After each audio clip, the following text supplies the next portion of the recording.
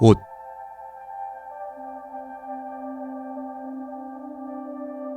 한국 사람은 의, 식, 주의 순서로 생활 필수 조건의 위치를 정한다.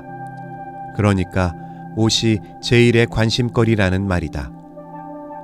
말하자면 남의 눈치가 내 삶의 주요 부분을 차지하고 있다는 철학인 것 같다.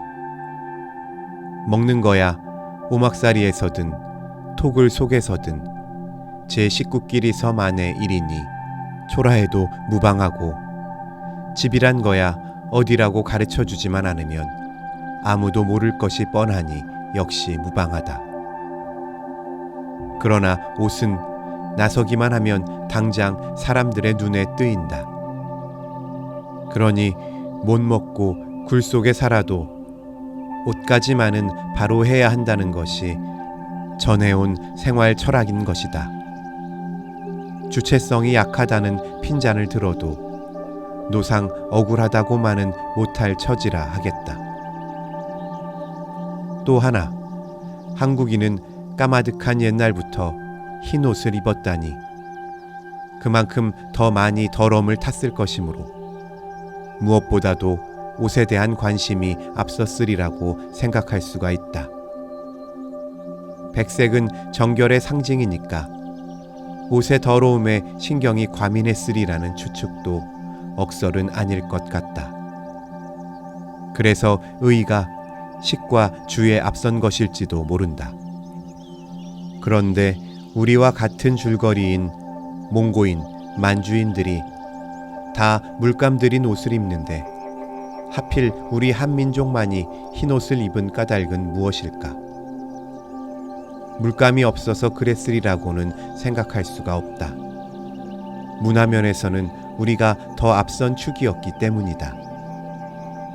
필시 빛의 종교에서 하나의 제사장적인 족속으로 성별됐던 탓이 아닐까. 옛날에는 거룩과 정결, 악과 부정이 긴밀하게 결합되어 있었기 때문에 종교적 부정을 타지 않기 위하여 백의를 숭상한 것이 아닐까 한다. 아닌 게 아니라 종교인은 유난하게 옷을 중요시한다. 구약에도 제사장이며 레위인의 입는 의복 본세가 자세하게 규정되었고, 유교에서도 제복이니 상복이니 관복이니 해서 옷의 몹시 까다로웠었다. 기독교에서도 마찬가지다. 신교는 덜하지만 신부님들, 수녀님들의 의복을 보면 그들이 얼마나 옷을 종교화했다는 것을 알 수 있을 것이다. 세계교회 대회 같은데 참석해보면 한증할 정도로 무더운 여름에도 신발에까지 치렁치렁 내리닿은 검은 법복에 법모를 쓰고 커다란 금 십자가를 목에서 앞가슴에 걸고 거기에 수염까지 무성해서 보기만 해도 기가 막힐 지경인 성직자들이 수두룩하다. 그래도 그들은 땀 한 방울 흘리는 것 같지 않았다. 거룩을 표시하기 위하여 그런 옷을 입기 시작했을 것이나 이제는 옷이 곧 거룩으로 되어버렸다. 그들 중에는 모르긴 하지만 그 옷을 목숨과 바꿀 각오까지 되어 있는 분들도 많을 것 같았다.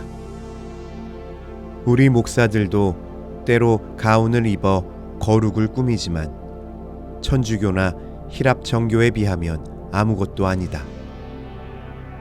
이런 규례는 아마도 콘스탄틴 시대부터일 것이다. 바울이나 베드로가 법복을 입었으리라고는 생각할 수 없다. 입었다면 몹시 우스꽝스러울 것이다. 로마의 지하를 두더지같이 누비며 335 숨어 예배하던 시절에는 옷이 문제가 아니라 몸이 문제였던 것이다. 그런데 콘스탄틴 대제가 기독교 황제로 로마를 통일하자 교회는 땅 위에로 올라오고 황제는 교회 안으로 들어왔다. 교회는 황제를 통하여 권력을 폈다. 황제의 하나님이 더해졌으니 가공할 권세였다. 교직자는 귀족이요 서민이 아니었으며 하나님의 거룩을 독점한 성직자요 속인의 하나가 아니었다. 그들은 하나님의 보좌 옆에 좌정하여 세상을 발등상으로 밟았었다. 백성들아, 나는 너희와 같지 않다 하는 표지가 두드러지게 나타나야 했다. 그래서 독특한 옷, 모자, 지팡이, 표지 등등을 필요로 했던 것이다. 그러나 이제는 콘스탄틴 시대가 지나갔다는 것이다. 적어도 지나가고 있어서 미래는 없다는 것이다. 이제는 모든 성직자뿐 아니라 일반 교인까지도 옷이나 권세나 감독 같은 것, 사회적으로 우대받는 권력 구조의 일원으로 자기를 생각할 때는 지났다는 것이다.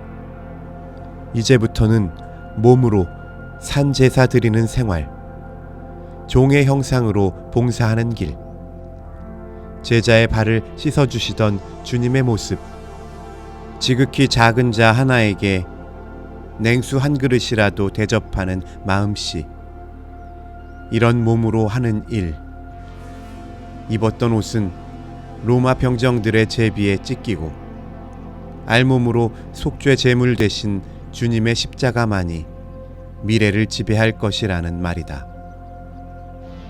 옷에의 관심은 콘스탄틴 시대와 함께 물러갈 수밖에 없는 운명에 있다.